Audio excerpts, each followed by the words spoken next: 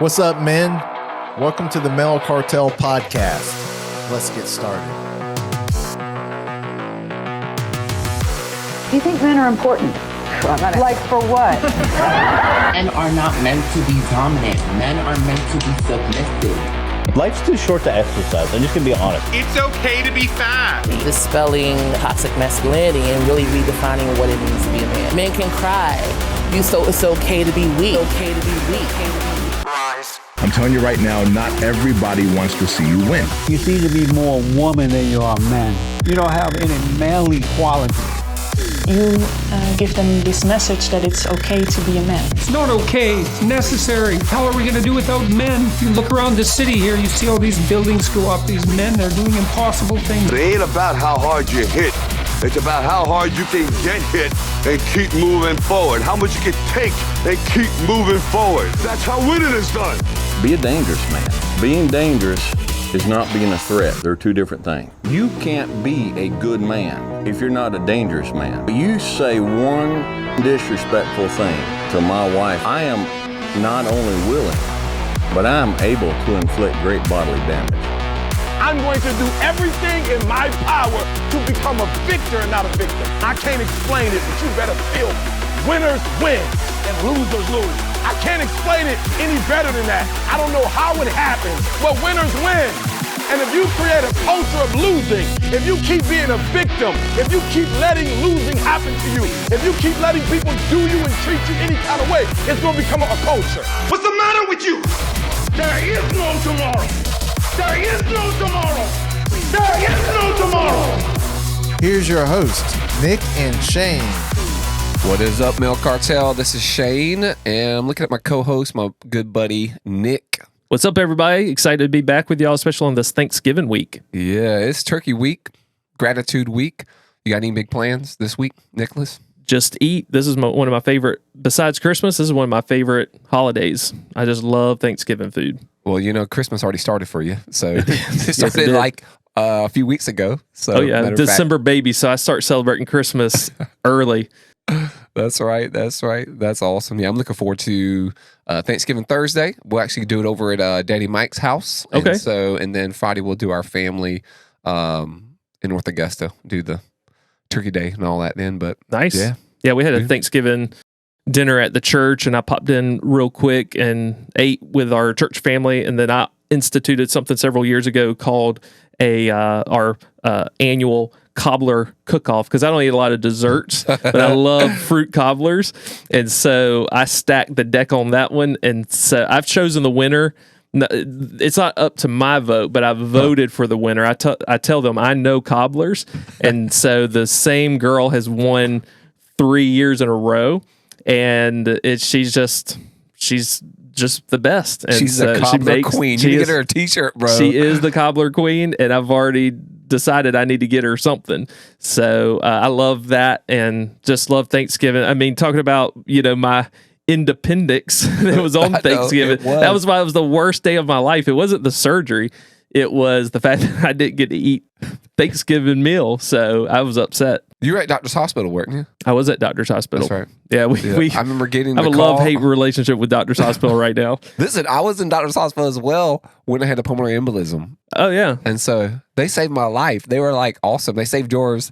They didn't save your independence because it grew back, right? And it was close. They might have cost me my life. That doctor, the doctor who I went to see didn't even want to check on me.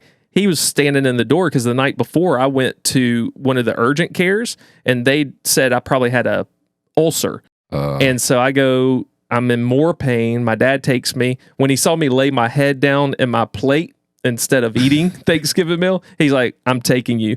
And we go in, and the doctor stands in the doorway, didn't even come to check on me. And he said, so you got diagnosed as an ulcer, and so we're just going to, send you home. And my dad said, do ulcers move? Because the pain has shifted down to his right side, which kind of gives indication it's I can't even say the word now, the appendix, the interappendix. Yeah, that's right. So the guy he huffs. He goes like you're inconveniencing someone. He goes, And then he walks over, tells me to lay down, and starts feeling around. And based on the pain, he issued a MRI or whatever.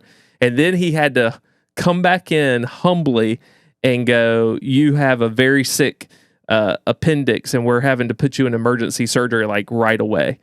Nikki wasn't even there, and so they put me in through emergency surgery. So yeah, and that doctor, they usually contract with doctors. I don't think he worked for Doctors Hospital. That's right. But it was there. I mean, we got good care there, but yeah, great experience.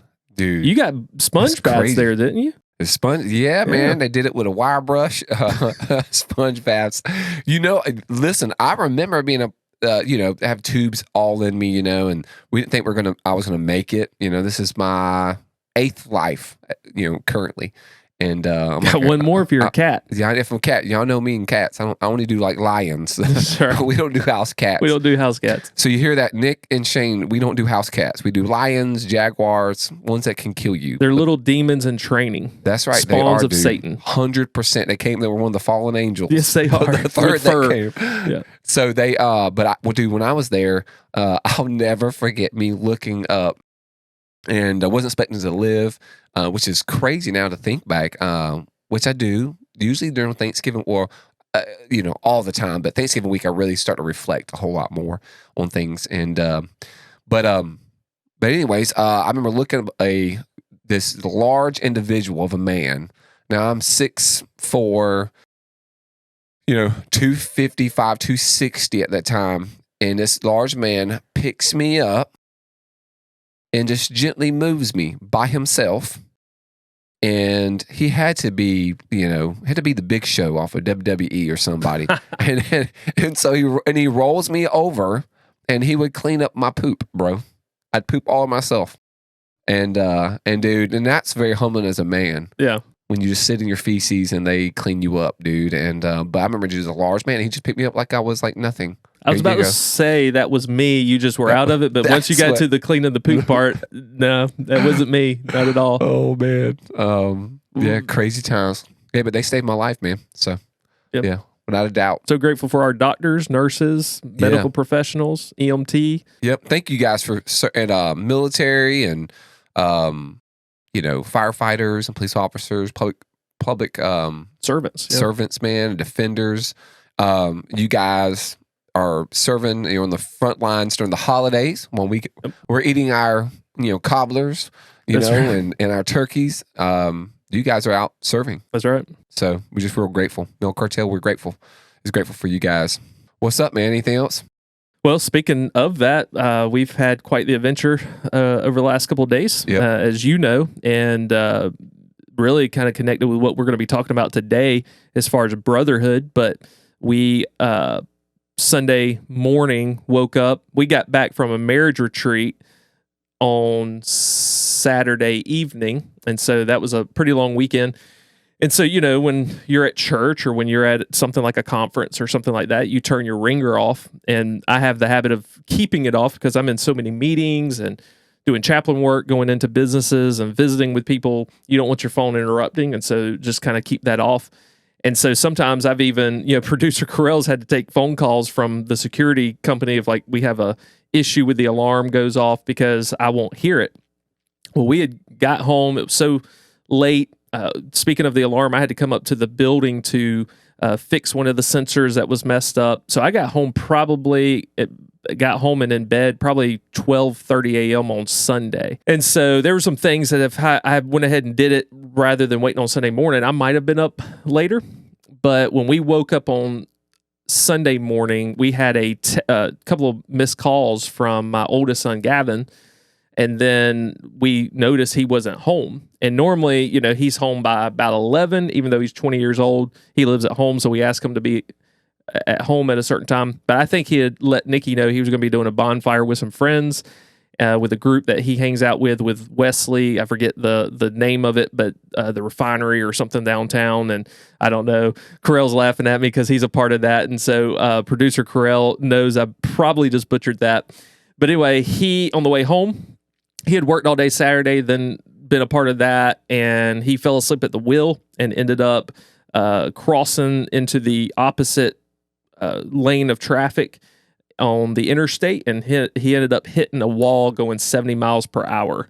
And we didn't know that. So he tried to call us at like 1:15. And that's why I was like, man, I just went to sleep had I been up. Those what ifs, and you think through all those things. And so Nikki then noticed she had a missed call, what ended up being the sheriff's office through the responding officer. And so we don't know what's going on. So she's calling the dispatcher, and the dispatcher says they don't know who. Well, at first she said, well, if it was something serious, the police officer would have left you a message.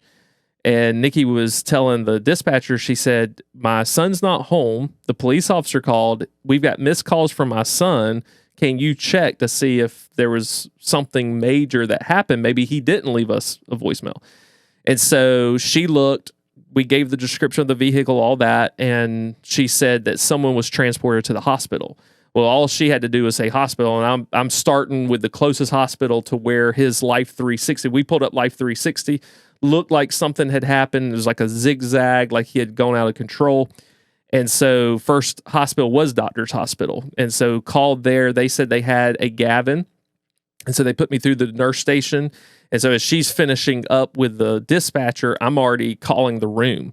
Well, it rings and rings and rings, no answer. So now you're like, what kind of condition is he in? And so they won't tell you over the phone. And so we come to find out later, there's no phone in the room. And so where there's a jack, there's no phone. So it's just ringing constantly, but nobody can answer because there's no phone there. So Nikki, of course, rushed right there. I'm right behind her, and we get there. Thankfully, he's responsive. The craziest thing is I walk in the room. Nikki had already texted me that he had a broken leg. We didn't know to the extent. Well, when I walk in, the way he's laying, it looks like he's got one leg. That's it. And I'm like, oh man, crap, man, they not decapitated. That's the word that came to my mind. They decapitated his leg. Poor leg. It was decapitated. Whatever. I can't even think of the word now. I'm on the spot, but they sawed it off. Whatever. So I was just like, you don't know what to say, And so I asked him, and he said he had both of his legs that had not been decapitated. And so he, of course, was in a lot of pain. You could tell that, but he was responsive. He was talking, and thankfully he is okay. He did break his femur, which is a pretty serious, break, they say. And so he had to have a metal rod inserted into his femur. And so they said he would be in the hospital 3 to 5 days. But thankfully, he did so well. He's young. He works out. He's fit. So I think that all played in his favor. Uh-huh. He actually got to go home yesterday. So he was in Sunday. We're talking now and recording this on Tuesday. So he got to go home yesterday afternoon on Monday about 12:30. And so talking about Brotherhood in just a moment, but you were actually, you were one of the first people, if not the first person I told. There's a lot of blur in my mind as far as time frame and all, because you had reached out to me just as a friend, actually encouraging me, for Sunday morning service, not knowing I wasn't preaching anyway because of the marriage retreat. And so you happened to message me early Sunday morning, and I said, hey, pray for Gavin. Yeah. I didn't know all the details, but what I did know, I had just, text back to you. So scary situation when your son doesn't come home. He's 20 years old. You kind of entrust them, but at the same time, waking up to missed calls and stuff like that. His truck is totaled. He only had liability. So there's definitely some uphill battles he's going to have to climb. Of course, medical's never cheap, so we got to deal with that. But at the end of the day, we're grateful our son's alive, because when you see the truck, when you know that he hit at 70 miles an hour, he hit his head. I mean, there's just a lot that could have gone differently. And I think had he been a passenger, he wouldn't be alive right now because he would have been thrown out the window. Yeah. So we're grateful to God that he's alive. God definitely protected him, and he's given him the strength through, I believe, people's prayers, answering those prayers for him to even be home now. So he can get around with crutches, but he's in a lot of pain. You're not meant to have a metal rod, That's in right. your body. Yep. But thankfully for medical technology, yeah, he will be able to hopefully have full use of his leg, as he did before the accident. So we're grateful. Yeah, dude. That's just scary. I mean, if you saw the pictures, it's just smashed. And if you're just listening and you're not watching the video, we're not showing a clip or anything of or a picture of the accident. But there used to be these cars back when Nick and I were little, and it was by, I think, Hot Wheels, and you can smash them, and it would flip upside down. I think the front end would flip, and it showed like damage.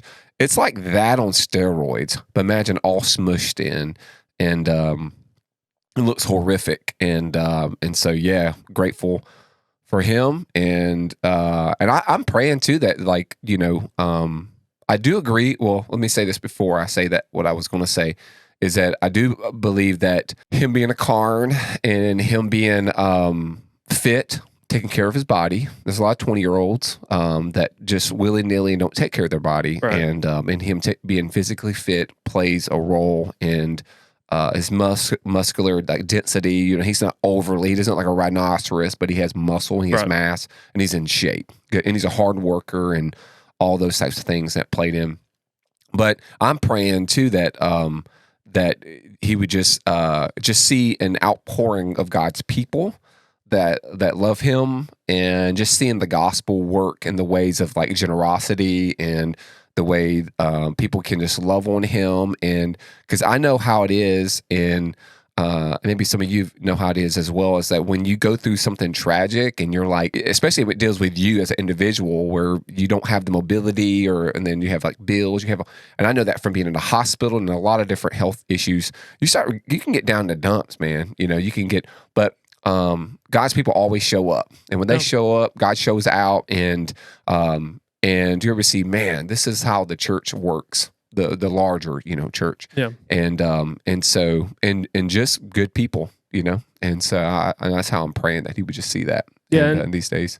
And he's sharp, he'll see it. And I know he does see it. And so, well, just the number of people reaching out, offering prayer. I guess some people from our church set up a GoFundMe. Oh yeah. So just things like that mean a lot. He wanted to post on Snapchat on Sunday from the hospital bed. He asked if he could log in from Nikki's phone to see if any of his friends cared about him. Has that 20-year-old mentality. Ooh, that is. So it's been great. Just the outpouring of love and people checking in and things like that. I know it means a lot. And it's easy in the hospital as well, but even in the days to come, when he is recovering and when he is dealing with the other stuff. It's easy when someone's in the hospital, but once they're kind of out, they can be out of mind, and you're not thinking as much that, they may be at home, struggling to heal. Hopefully his friends and his Brotherhood will reach out to him and lift him up, encourage him, and be right there, kind of calling him to not grow lazy, not to get depressed, but to strive towards that healing. That's right. And dude, it's easy to do, especially easy when you're a man, when you can't control like you used to control or do things that you used to do, man. You can get easily can get down to dumps. I'll always say, and you're good at this, man. You're like the pro at it, is that, don't take yourself too seriously. Maybe to laugh at things, and find some type of like humor and joy, and I find myself roasting myself a whole lot, and so we talk about that time that I was what got me through the pulmonary embolism was you dropping off Little Debbie's, yes. and so just gotta laugh at yourself. Do you? And so if you're listening, the segment today we're talking about brotherhood, and so before we get into that, Nick, you want to talk about like some comments? Do you mind if I read something that somebody said? Go ahead. You have a written comment. I have a vocal comment. Okay. Yeah. And while you pull that real quick, I will say Gavin did have a good sense of humor about it all as well, because when they took him down to getting for pre-op for surgery, a male nurse walked in with 3 young, pretty nurses. Okay. And so the guy wanted to make sure he was in his right mind. So he asked Gavin, he said, are you understand what we're doing? And Gavin said, yeah, femur's broke, and gave him the whole deal. And the guy's like, okay, good. And then Gavin gets real serious, and he asked him, he says, did I die? And the doctor said, got real concerned, and he was like, no, is everything okay? And he said, well, I see 3 angels over there, talking about the nurses, and they all start giggling and, go, and then the male nurse starts cutting his boxers off because they didn't even give him a gown yet. Oh gosh. So they put the gown on him, but they're cutting off his boxers, getting him ready for surgery. And Gavin asked the male nurse, he's like, "What? You're not going to offer to take me to dinner first?"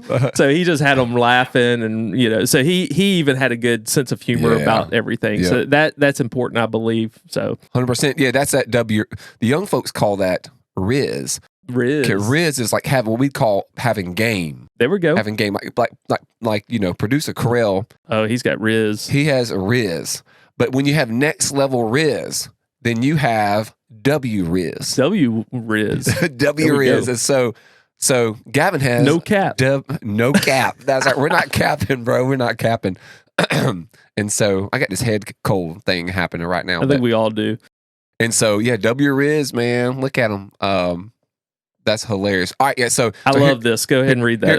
Here's a written one. This was awesome. I actually shared this with my wife, and so it says, after seeing and hearing about Male Cartel podcast, I decided to check it out while making a trip that was 4 hours one way. Also, my husband has been listening to as well, so that piqued my interest even more. This is good stuff. It's a breath of fresh air to listen to godly men who are biblically sound and firm in what God says a man should be. I do not have a son, but have 2 daughters, and I pray our marriage and who my husband is as a provider and a man of God is their standard of what kind of man they seek and accept as they get older. There are certain parts of the episodes I just want to pull out and let my oldest daughter listen to, so she hears and confirms again what a man should be and what the standard is. Keep up the good work, guys. This is a rare gem in today's world. Dude, this was like awesome. It warmed my heart. I have sons and I have a daughter. Yeah. And it just literally, and you do the same thing. You have 2 sons and a daughter. And so, and after seeing this, it's like, this is why we do what we do. 100%. You know what I mean? 100%. But I think if you're like me, we never expected to get feedback like that. Yeah. Never, ever, ever, ever, ever, dude. Never. I thought you and I would have a fun time, and we'd probably have about 10 people listen to us, right? Who really love us and they love our humor, because in that, we're not for everybody. So, speaking of which I love that we're a rare gem. I love that. We're gonna make some t-shirts. What kind of gem are we? That's right. That matters, but we're a rare gem. So obviously we're rare. One that you don't find often. But speaking of we're not for everybody and our humor, people who like our humor, apparently everyone doesn't. And I don't know if he watches online, so I might look at the camera and give a shout out to Ethan. But we ask for feedback and we ask for ratings and reviews. And we love that, guys and ladies. And, so if it's a 5-star or whatever. But at the marriage retreat we were at, I had a guy come up. His name's Ethan. And he said that he has started listening to the podcast. He's about 2 episodes in. And he said, but man, I just can't deal with all that bantering. And so I have to fast forward. And I responded. I said, well, we're not for everyone, and definitely understand. And he said, well, the content that he's listened to, that he fast forwards to, the actual conversations we have, he enjoys and is good. But the bantering he just can't get with. But then I shared that with someone else, Ken, and Ken was telling me that's one of the things that make our podcast special. So Ethan won't hear this because he has already fast forwarded to the content. So that's perfect. But we appreciate all feedback because it does help us be mindful of what we're doing. That's right. And we also like to hear all sides and all points of view. And so some of you may love this part of our podcast and some of you may abhor it. Either way, we're so grateful that you're tuning in with us, and we love it. That's right. Yeah, dude. Yeah, that's awesome. Yeah, I know that, when we're sitting at a table probably eating, people around us, either they love us or they probably don't like us because we're laughing the whole time and having just a good time. And who was that for our listeners so we can give them a shout out as well? Let me go back and look. I know who it was, but just so our listeners can. This one, the comment was from Miss Brittany Miller Velasquez. Awesome. Shout out, Brittany. Thank you for listening. You're awesome. We can call Britt. Thanks for listening. And hopefully one day maybe it's your daughters listening to learn what kind of man to look out for. That's right. Standard. Yeah, I love that, man. Well, I don't want to be the one talking a lot, but I did want to set this session up because I know several people that I know personally have asked about the trailer that was stolen from our church, because it's a very unique story. And when it happened, I said, hey, this could be a podcast episode because of the surrounding elements. Oh, and yeah. so I want to briefly tell everybody kind of what happened, and then we'll get into the importance of having a brotherhood, friends, guys who will, text you and just encourage you on Sunday morning to preach Jesus and to preach, the truth hard and, not back down, to call ourselves to a higher standard. Let me set it up for you real quick. All right. So as what Nick is about to share, this is like a movie. Okay. This is replay everything he says. If you're listening, just think of it. Put on your imaginary hat, like the imagination, right? And listen to it. This is really crazy. Go. I know this is 2 episodes in a row that we've had stories. And so if you missed the last episode about the child abduction, go listen to episode 8. So I forget the month. It was earlier in the year when we had JJ Weeks come and do a concert. And so it was that night.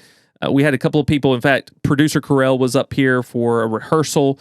And so he had, I guess, just left the property at some point, and we had a 28-foot trailer that had been converted into an enclosed trailer that had been converted into a race trailer. It had electrical outlets, had lighting, had an AC unit. I mean, it's a high-end trailer, and we had bought it used, so we got it for a really good deal to haul our church equipment in. And so we stored our church's landscaping equipment in it, and all of our weed eaters. We had one of our 2 lawnmowers in there. By the grace of God, one of our lawnmowers was broke down. And, a lot of times we complain about that type thing, but because it was broken down, it was not in the trailer, which allows us to, now have a additional lawnmower.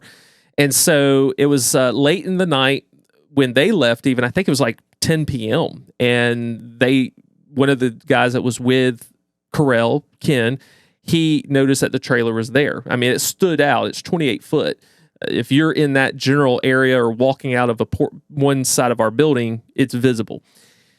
Well, the next day, as JJ Weeks is there, we had a lot of volunteers on the property, and we had to have a crew help bring the equipment into the building. And so as I'm walking out of one of the side doors of the building, I look and I notice that the trailer's missing. And it hits you right away. You're like, oh no, our trailer's been stolen. Because you don't just move this thing. We had it triple locked down. We had the tongue lock, we had the latch lock, we had a boot on it. Well, the tire with the boot is sitting out in the road. They took the whole tire off with the boot. They had to damage the tire to get it off, but they were able to get it off with the boot. And so we call the sheriff's office. We do the whole deal, and I won't go through all that. But for several weeks, we're keeping our eyes out. We're kind of looking for the trailer. It could show up somewhere. But the investigator that was working it said, here's the deal. A lot of trailers get stolen in our area, and then they're taken, and people who may not, they may listen nationally or internationally. We're in an area where we're in Georgia, but within 10 minutes on the interstate, you're in South Carolina. So we're very close to the border. Yep. Georgia requires you to register your trailer. South Carolina doesn't. So people will come in from South Carolina, steal the trailer because it's so close to the line, and then they'll go resell it because they don't have to have it registered. And so that's what we felt happen. And so after so many weeks, you just kind of give up. You file for insurance, and you're just like, we're never going to see it again. And so Nikki and I went to a movie on my day off several weeks later, probably 2 or 3 months later. And we're sitting there, and all of a sudden, I get someone trying to call me on Facebook Messenger that I don't recognize. And so I end it because we're watching a movie. And then next thing I know, I get it again, and I stop it. So then I pull up my Facebook Messenger, and this person has tried to message me, is trying to call me. And they say in the message, I've got information about your trailer and who stole it. So now my interest is piqued, and I'm kind of now torn. Do I stay in this movie, or do I go out and call this person? So I'm like, you know what? Several people have called me over that time frame, and they thought they saw it, and it ended up being a dead end road. This is not an emergency. It's not like it's going to be moved in the next hour. So I'm going to wait. I'm going to be patient. So we get out of the movie, and I told Nikki, I said, I'm going to call this person real quick to see what they know. And so I called them, And the lady thanks me for calling her, and she says, I've got all the information about your trailer, who stole it, where it was taken, who it was sold to. I know it all. And I said, okay, I'm very interested. Tell me what's up. And she said, well, I know who it is because it's my husband, or I guess her ex-husband now, maybe. I don't know. So she said, you got something to, write on? And I said, well, let me pull up my phone. I'm going to put you on speaker and I'll put all the information in a note. She gave me her husband's name, his date of birth, his social security number, the house where he was staying. He was staying at his friend's house. So she gives me his name. She gives me his address. She gives me his date of birth. And then beyond that, she gives me the information for the guy who bought it and where he was at. And so she gives me all this information, and you could tell she's wanting to get this dude. Well, she even tells me where it was stolen from. She tells me when it was stolen. She tells me when they decided to steal it. She said she was in the truck. Her husband was there for work, which I wonder if he was stealing other trailers. She was in the truck with him when he's driving by the interstate and sees the trailer from the interstate, because our church butts up against the interstate, calls his friend at that moment and sets up the theft with her in the truck. Well, as she's divulging some of this information, I'm kind of wondering, was she there when it was stolen, because she knew a lot of details. But I wasn't worried about that as much as trying to get the trailer back. And so we called the investigator, and over a matter of weeks, he ends up getting in touch with the person who bought it. He's a Hispanic guy. Apparently, he kind of is playing the card of, I can't speak English. And so he's speaking broken English. The investigator said it took about 45 minutes for him to have a small conversation because the guy kept acting like, or at least saying he couldn't comprehend. But he did end up admitting that he was wanted around the Florence, South Carolina area for basically selling stolen construction equipment. And so he's already got a case open against him. And he did get a trailer like ours, but he turned around and sold it immediately. Well, the investigator's like, you better quickly get that information. Well, he would never call the investigator back. And the investigator couldn't get him to answer his phone. And you're in two different states. Yeah. So they're limited to what they can do. But really what stood out to me was this. And I was like, all right, for this woman to be so, what do they say? A woman scorned, I forget the whole saying, but, hell hath no fury like a scorned woman or something that. I was like, for her to be so dead set on getting him, he obviously cheated on her or something to the effect that she wanted to get him back. And now several months later, she knew about this theft, to the point that she's calling us saying, hey, I've known your trailer's been stolen for months, and now I'm telling you that I know who did it. And so the guy that he's staying with was the partner in crime that helped him to steal it. So it just really got me thinking, this guy, he's young, I forget his age, but I think he's in his 20s, maybe early 30s, but he's relatively young, old enough to know better. But here you've got a friend who you consider close enough that when you're not living at home with your wife, he's giving you a place to stay and putting a roof over your head. Instead of someone who's leading you well, a brother, a close friend, y'all are out committing crime together. And obviously, and I don't know if it's happening together, but obviously the guy who, the husband, obviously there's maybe some infidelity. There's something that really has scorned this woman. And here you've got a friend that instead of calling you to a higher standard or going, hey, dude, I know you're messing around with that girl, or I know you're flirting with her. I see it. I hear it, or whatever. Yeah. You don't need to be doing that. You're married. She deserves better. You're better than that. Calling him to something higher. He's involved with stealing and probably encouraging the infidelity or whatever has caused this division, because you're putting old boy up when he gets kicked out of the house. So it really just got me thinking how, not only what happened to our trailer, it was kind of funny, to have the woman go, I know where your trailer is because my husband stole it. And, that part's kind of humorous. We never got the trailer back. We're having to file for insurance. But it really got me thinking about having the right voices in your life as men. Yeah. Having that brotherhood, good. having someone who has enough of a backbone who will say, dude, what are you thinking about? Yeah. What are you doing?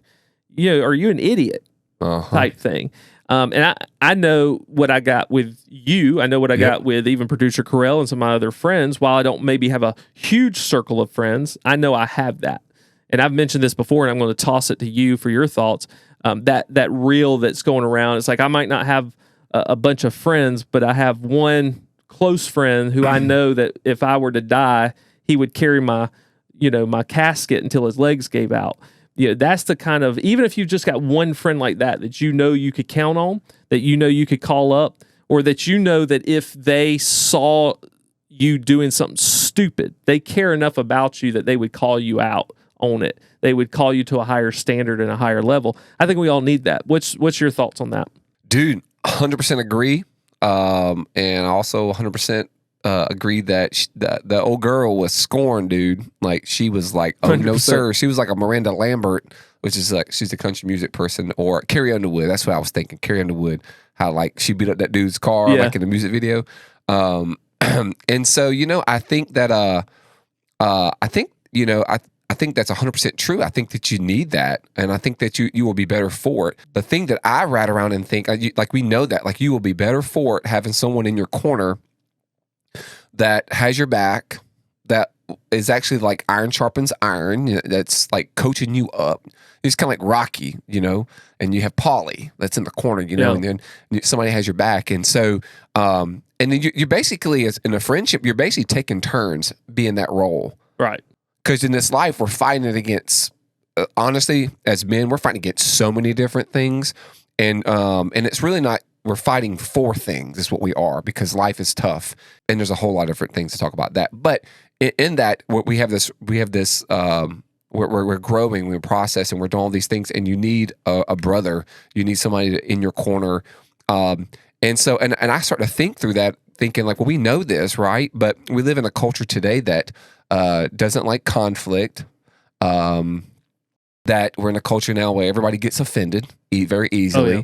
And I was actually looking some stuff up, and wasn't trying to just be oversaturated in stats or anything like that. But if you just Google men and friendship, there's a stat that popped up. Sorry, can't even speak this morning or this day.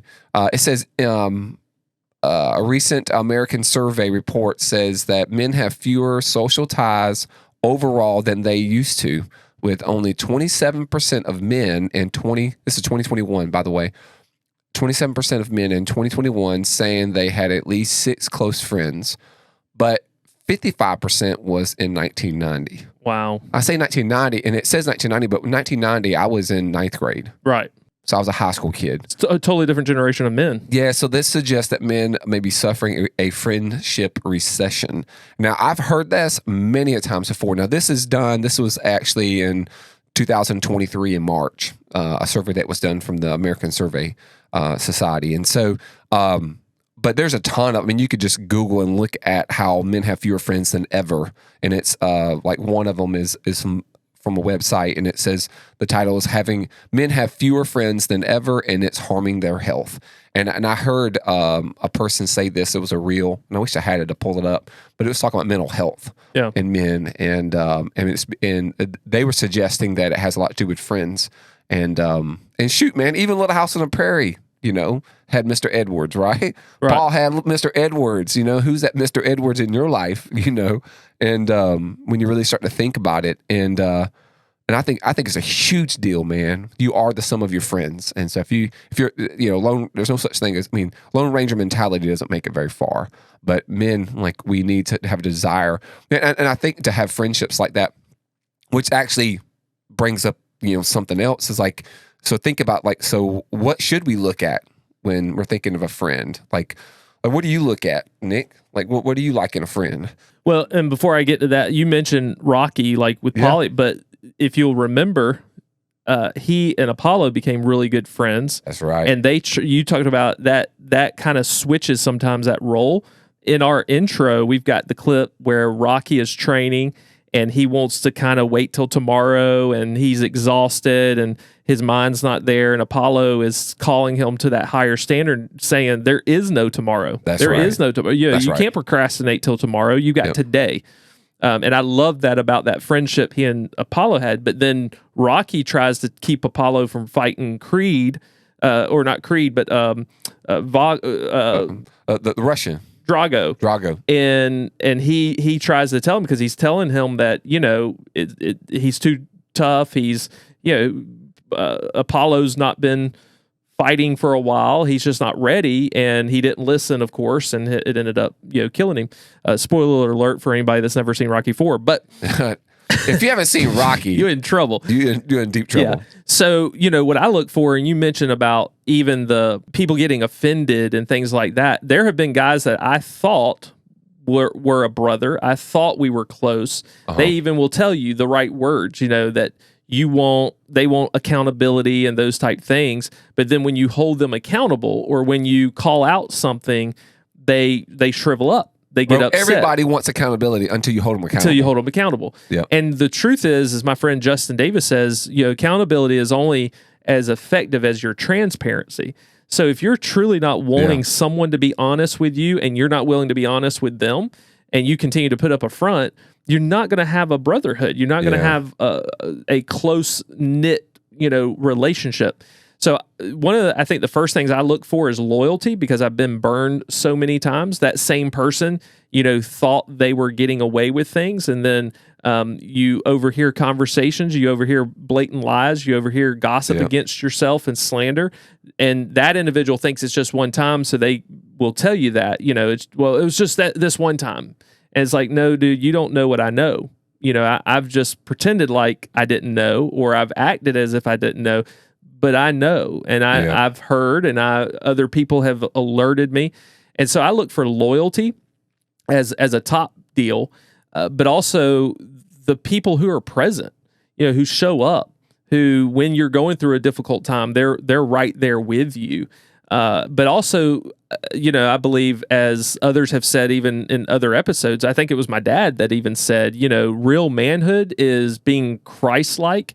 And I think for my life, someone who's calling me to a higher standard according to, Christ's standard, according to the truth of God's word, that's a true brother. That's a true friend. You can call me to all sorts of things, but if you're not calling me to be the man that God wants me to be, and that I'm supposed to be in my home and to my family and to those in the community, that Christ-like representation, then you're not calling me to anything. You're calling me to more of a personal standard or something like that. So I look for loyalty. I look for someone who's present, who shows up, like I'm talking about, even with a text message, just a simple text message to check in, to encourage, but then also someone who's calling me to the right standard, because we have a lot of friends maybe at work. Guys might be listening that, they're at work. They got a lot of guys that talk a good game and things like that. So you got those friendships, but do you have someone who's actually calling you to, like, hey, let's not talk like that. Let's not, let's make sure the words of our mouth and the meditations of our heart are pleasing to God, versus just going, oh, we're just guys. Yep. So to me, those right off the top of my head, those are a few things that I would look to go, that's what I look for. Loyalty being a top, thing, but I don't think it would outpace someone calling me to a level of what, being Christ-like is. What about yourself? What do you look for? Yeah, man. I'm just thinking, I hope that this episode gets men to start to think through friend groups and things like that. And even for yourself, what kind of friend that you want to be. For me, I think of, it's kind of like a target. You have the inner circle, and you have the outer ring, and a outer ring, and outer ring. And if you're shooting a target, whether it's bow and arrow, if you dig the whole Robin Hood, we dig Rambo. So that's kind of our go-to with a bow and arrow, right?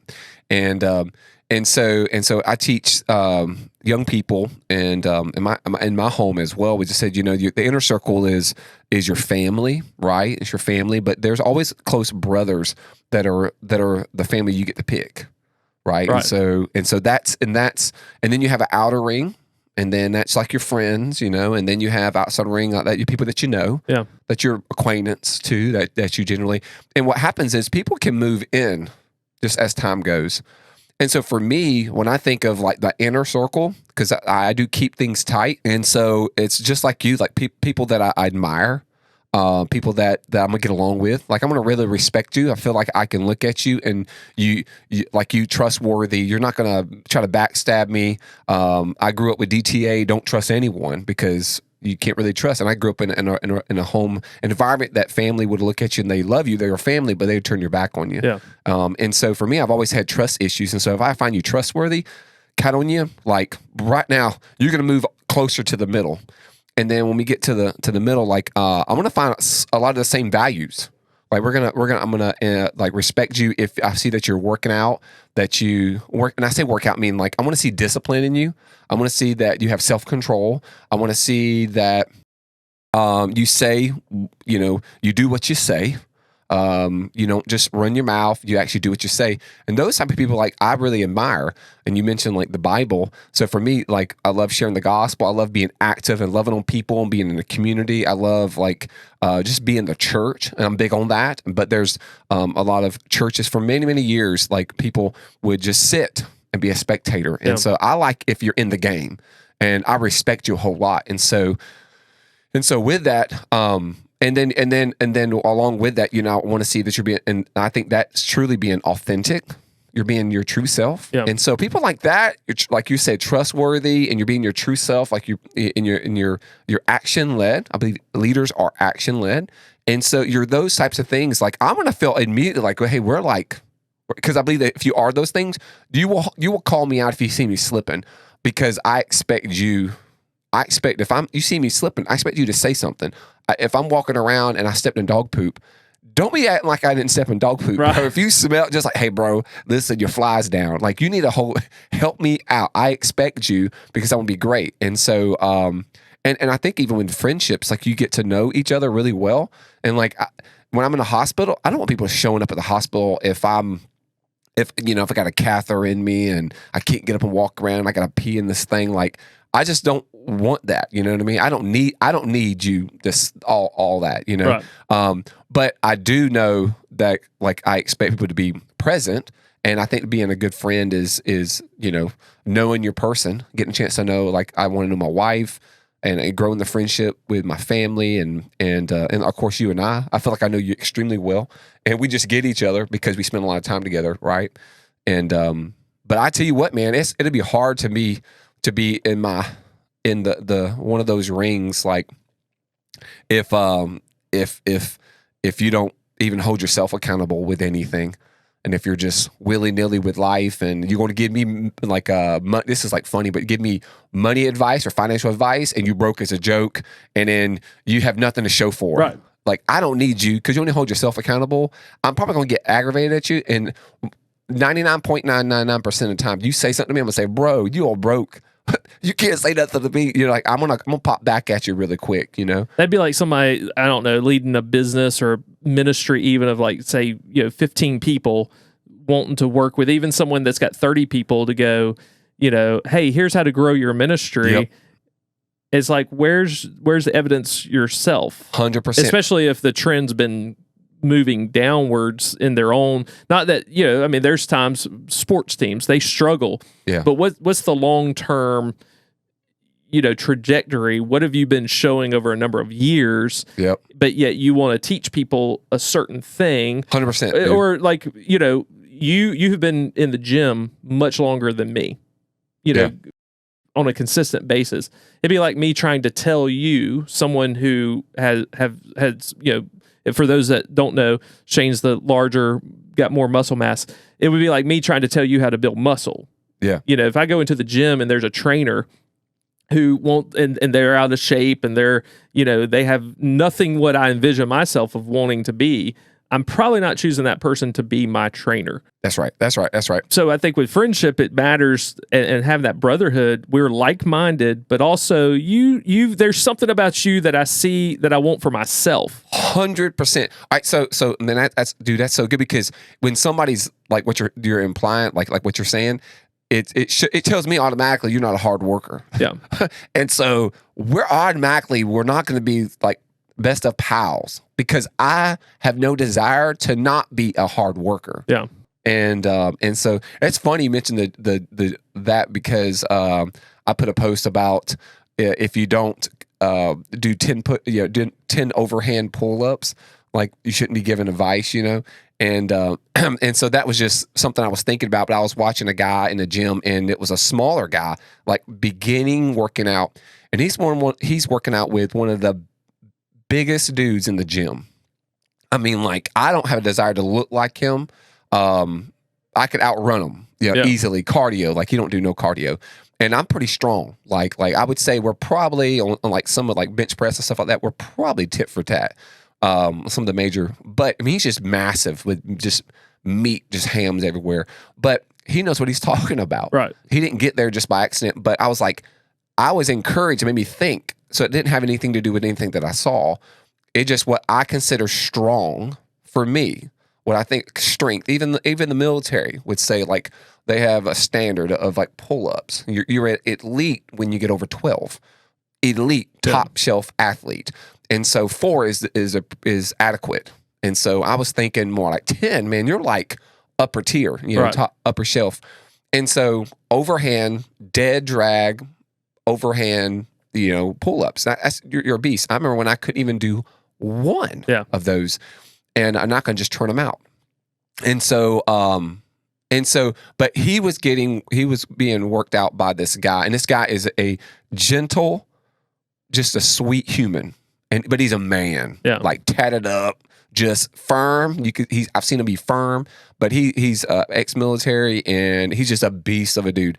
And I was like, he is working out. He's being trained by the best guy in the gym right now. If I was starting out, that's because this guy, not only is he the biggest dude in the gym, but also he was like one of the sweetest humans in the gym. So he's like every bit of what a man I think should be. Capable, more than capable. Hard and soft. And soft too, and gentle, and able to give instruction to somebody who, it took a lot of guts for that one young man and this guy wasn't young, he was in his 30s, but I was like, man, I'm so proud of him, dude. I was like, man, it takes a lot of guts to have a trainer in the gym. Right. And this guy, he's never done anything, right?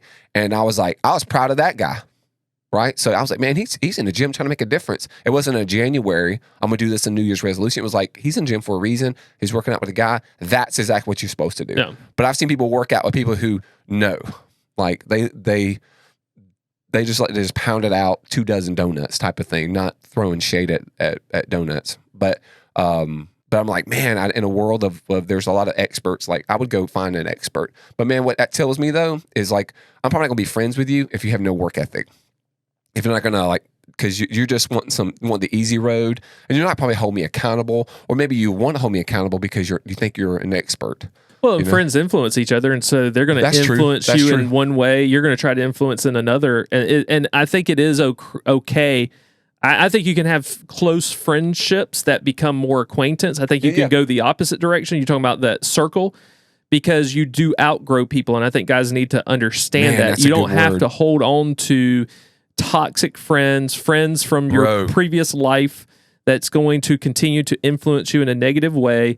You have to look at how they're living their life. And let's just take, Shane's talking a lot about fitness, and let's just take that for instance. If you start saying, I'm going to start living a healthy lifestyle, I'm going to start working out, but your closest friends don't, one's going to influence the other. And while you can try to start to influence those, what you would consider to be a brother, like close friend, and they don't budge, eventually they very well could start influencing you in the direction you're trying to move out of. So you have to, the old saying, you become who you hang around, is largely important. And so it's okay to start creating some separation. Doesn't mean you can't be friendly, doesn't mean you can't hang out every once in a while, but we're talking about that close-knit friendship. There's some points where you have to go, hey, we're friends, but I'm not really counting on them to be that brotherhood, because they're moving in a different direction. And so I think it is important that we look to the life of the people that we are considering our brothers. Is that what I want for myself? If not, it's okay to start looking for other close friends and other brothers that you can go, that's what I want. That's whether it be finances, whether it be parenting, being a husband, spiritual, physical, and to find that in a person it may be rare, it may be difficult, but you got to look and you got to spend that time together. Yep. And so I think that's very important to understand you can't outgrow people. You should outgrow some people. Yeah, that's and you just have to have your priorities in order for what you want, and to understand that friend, that brother, should be like-minded, should be having some of the same goals in their life, because you're going to influence one another. Stallone with Rocky and Apollo Creed, they influence one another, and that's what we should have for one another and with one another. Yep. And I think sports is a good, and I'm excited. We've talked about a couple of episodes. We want to get up the football guys that you work with. Yeah, my Harlem boys. Yeah. You referenced Daddy Mike. Yep. Having him on, but those are all influential relationships. Those football guys, they're close with one another, and we're close to guys that we do sports with. If you listen to other podcasts, one of the top ones in our category with philosophy is a former Navy SEAL, and they talk about brotherhood among the different military units and things like that. They have a brotherhood. When you play sports, you're aiming for the same goal. You're aiming for that win. You're aiming to get better together. You got to get stronger together. You got to look out for the guy on the left and on the right when you're on the line. You play a certain role, but you're looking out for one another. What you do influences the running back, or as a quarterback, what you do influences the wide receivers. You're all working in tandem together towards the same common goal. And so I think in our friendships, when we're talking about a brotherhood, that is probably the best picture. Do we have a common goal? Are we working in tandem towards that goal? And is this person helping me or hurting me towards achieving that? And if they're hurting you, it's okay to go, you know what? I think I need to reconsider some of my friendships. Dude, yeah, man. The road that you travel, you can always turn around. Absolutely. And so you ain't got to be hard-headed. I know we travel as men, and when we do, we don't ask for directions. And it's different than back in our MapQuest days. Some of you younger guys who watch or listen, like we lived in a day where we just had to stop at a convenience store to get a map of the state of Georgia or any place we travel, or go to the online. And then we have to do a map quest, which was like give us directions to travel. Now we have technology and whatnot, but it's like, rerouting, and it says do a U-turn. And then sometimes you just need the road you're traveling and they're traveling. It is totally cool to do a U-turn. And it's totally cool. And it's totally cool to take, take an off ramp and go to the left, and they go to the right. That's cool. And sometimes you meet back up many years later. I know in my friendship with Nick, we're so much opposites. He grew up in an intact home. Obviously, you've met his dad, who is amazing, and mom's equally amazing, and so went to a Christian school or faith-based school because the school wasn't saved, right? And so we and Nick, he's smaller than I am, 6'4", and I don't know, how tall are you, Nick? I am 5'9.5". 5'9.5". That half matters. And so if he wears thick shoes, it's 5'10". And so we're a lot of different things I admire in Nick. Nick's always been like authentic. I think that's what drew me to you. And then I think we've shared our backstory before, how we connected early on in episodes. And we just have formed a relationship, and it's just built up on trust and layer after layer after layer after layer. But along this life that we've lived and have known each other for a very long time, there's been a lot of friendships even been coming into like our world. People that we come, I say side friendships becomes like intertwined, and they just don't last. Yeah, don't last. And I think a lot of that is, everything that you said, our values, our trajectory, what we want to be better, we want to not be complacent, and we don't want to sell for average, and all those things. And so, it's just really good stuff for us to think about as men. And you need a duel. Got to have a duel. You got to have somebody with you, one or two buddies, and yeah, you can be brothers without being twins. I've heard that said. Man. You want to be That's like-minded. You want to have a lot of similarities, but you don't have to agree on everything. You don't have to do everything the same way. But you have to have enough of a relationship and a love for one another to call each other to a higher standard, to hold each other to a higher standard. And I think that would be my probably, so I'm not sitting here trying to just grasp at things. I think if there's anything I would tell guys, whether in closing or whatever, it would be think back on some of the stupid decisions that you've made in your life. Who was celebrating some of that? Like, who was cheering some of that foolishness on? And are those still what you would consider to be your brothers? And if so, those are probably the ones that you need to break from. Yep. Who is calling you to a higher standard? Maybe it's an older person. Maybe you wouldn't consider them to be a brother. They would be maybe a mentor. Those are the people you need to grow closer with, or those people that you do look and you go, man, I would like to be their friend. Start making inroads to that. Start asking them, can you take them to lunch, or can y'all go to lunch? And just let them know, I really need some friends who are moving in the direction you're moving in, and be vulnerable in that way. But think on who is calling you to something better and those who are leading you astray. And that's I think your starting point. Yeah. I would never recommend these brothers for a lot of things. A broken clock is right twice a day. That's right. We can learn from anyone. I'll tell you now, they're blood brothers, and not everybody is close blood brothers. Sometimes that's age different, sometimes whatever that might be. So it doesn't have to be blood brothers. But two guys that I'm impressed with when it comes to brotherhood and how they approach being brothers and friends is the Tate brothers, Andrew and Tristan Tate. Now, once again, not promoting a lot of things that they stand for, because a lot of stuff is not really good. But when it comes to their brotherhood, their thing is essentially like this. They will not fly separate, because their mentality is, if you die, I die. If someone were to start shooting at you, I'm standing in the way. So we're not dying separate. That's their mentality. Like, they cannot envision their life without one another. Once again, blood brothers, but really you can have that kind of brotherhood among friends. Yeah. Like, if I'm in a shopping center and somebody starts shooting, am I fleeing from my friend, or is it like, hey, we're going down together? Let's try to take them out together, and if we die together. Like, that's just the pact and the bond that we have. It's not competition, but it's like, we're in this together.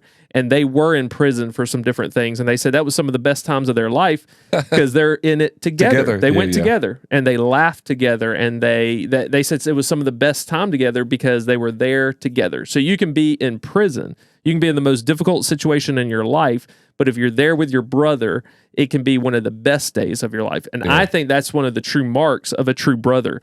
Like, are you going through the most difficult season of your life, and is there at least some joy, and is there at least some goodness in it because of who you're going with it, through it with? Yeah. Because here's the telltale sign: they're a true brother if they're going through it with you. Yeah. Because if they're not, they're nowhere to be found. You don't hear from them. Yep. Then they're not a true brother. 100%. Or they run into you and they're like, "Oh, how's things going?" It's like, did you not have my number? You could text me.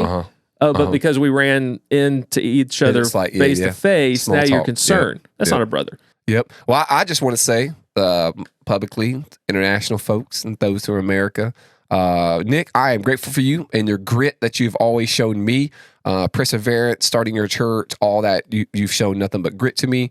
Grateful for your you being a dad. You paved the path in front of me. I've watched you, many years before we had children, and then now with your kids. Something I've always admired about you. Your willingness to adapt to certain environments and things. You adapt, and then you move, and you take risk. And taking risks, excuse my language, takes balls. And so I admire that with you, and you've always been authentic. And so whenever I could pick the phone up, you've always been very authentic with me, and you've called me out, and I can watch your life, and it pushes me to want to have to be greater. Like it propels me, and it calls me out, and you don't have to say a word. Your life speaks for that. And so, yeah, man. So I appreciate you. Well, I want to express my gratitude, especially this Thanksgiving week, to you as well. And I could say much of the same for you. And just there have been many times, and I've said this before, where I will hear you talk about what you do for your wife, what you do for your kids, and though they are younger, makes me oftentimes feel like I missed the boat, and or I messed up in a certain way, or I feel like, hey, I can step it up and I can do better in this way. And you are one of those guys that when someone says, who are some of your friends, you would be the number one off of my lips. And there have been times it's like, oh, Shane said this about you, and I've even said, hey man, was this said? Yeah, that's right. Yep. That's right. I mean, we'll shoot straight. And I knew, it's one of those things I know you'll defend me when I'm not in the room. And that's what I appreciate, as well as the fact that I can not be in the room. And I know if someone wants to start talking about Nick, I got somebody who's got my back, and going to do so in an honorable way. But also, if I were to be wrong, to say, not sure about this situation, if he did that, that would be wrong. That's right. And That's right. I'd love to have that conversation with him. Yep, that's true. I'm okay That's with true. that. I'm That's okay right. with going in a hypothetical situation, not knowing the truth. Well, you know what? If he said that, or if he did that, That's right. that would be wrong. That's right. 100%. I'd love to talk to him about that. That's or, right. let's call him up and let's see what's going on, because both of us should be his brother. So let's do it. 100%. So I appreciate the fact that I can count on you behind my back. Dude, I think if you had to sum up like our brotherhood here and what we should as brothers, have, I love, there's a movie clip in the movie Town. Have you ever seen that one? Yes, Brian? I was going to mention that. I'm glad you're Were you bringing it gonna up. Go ahead, yeah. Yeah, and so Ben Affleck's character comes in with Jeremy Renner, yep. Also known as Hawkeye. He comes in and he says, how does he say it? He says, like, I'm about to go do something, or I can't tell you what I'm about to do, or we got to beat some people up, etc. Well, he says, I need your help with something. I can't tell you what it is. And that's right. Jeremy's response is, which car are we taking? That's right. That's right. That's exactly what you need in life. And so I know that I have that with you, Nick, and so grateful for you. Absolutely. Well, guys, one of the best virtues that you can also have as you'll be listening to this after Thanksgiving, but to have a heart of gratitude, a heart of contentment. Don't be content with settling for less and average. I'm not talking about that. I'm talking about being content with what you have, because there's always people that have less than what you have. That's right. Find someone today, maybe 2 or 3 friends, shoot them a message, let them know that you are grateful for them. Maybe your parents, maybe that brother that you've got, whether blood or whether by choice, and just be grateful to someone and express that gratitude well beyond Thanksgiving. We're grateful for you. We're grateful for those who watch and those who tune in on audio. Thank you so much for making this show what it is. The Male Cartel, our social media and all those things. We are so grateful that you are participants in that you're a part of the cartel. We would love, as we tell you always, and ask of you always, to share the episodes with those others that you share life with, because there may be another Brittany out there who come to find the show and it benefits them, their marriage, their children, whether guys or girls. So share, give us a review, and we'll be so grateful to you for that. I think with some of what I've experienced here over the last several days, I know we always say get 1% better every day. So I definitely would say that, but I also say make wise choices. Make wise choices. As men, we need to be wise in the choices that we make, but also in who we choose to surround ourselves with. That's it. Yep. See you next time. Have a good one. Thank you for joining the Male Cartel podcast. Be sure to subscribe and share to help other men join the cartel. You can also keep up with us on social media and at malecartel.com.